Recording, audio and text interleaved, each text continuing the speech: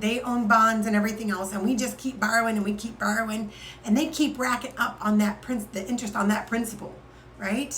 Right? They're making fucking money. Okay, now what they'll do is they'll say, okay, what do we have after the interest rate goes up? We don't have the money, right? We don't have the money. So what do we have as collateral? We have the Social Security Trust Fund that we can put up as collateral. So now that goes privatized. They raid that, they take it all, right? And they say, oh, that's all interest. You still owe the principal and you still owe this interest, but we're taking this and we're privatizing it. And so all Social Security gets cut in half because, profits, right? Then the markets are going to suffer. Now, will it do a crash? I don't think so, but they will suffer. Why will they suffer? Because they are going to push the markets down like they have already been doing.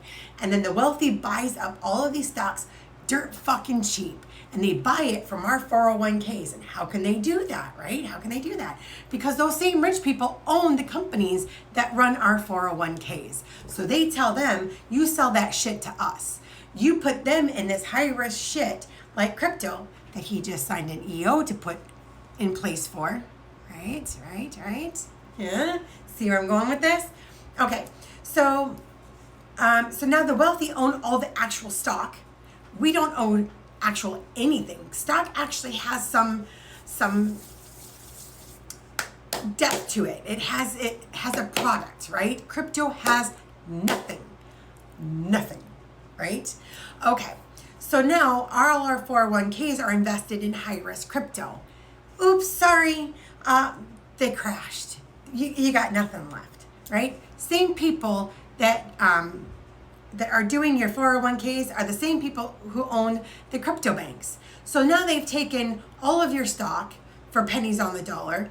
They have given you crypto in exchange, and they've taken all the money that you're investing now into the crypto. They've stolen that, and they just crashed the system, right? So they get to keep all of that money. Okay, rising debt can be used to manipulate the budget. So how can they do that, right?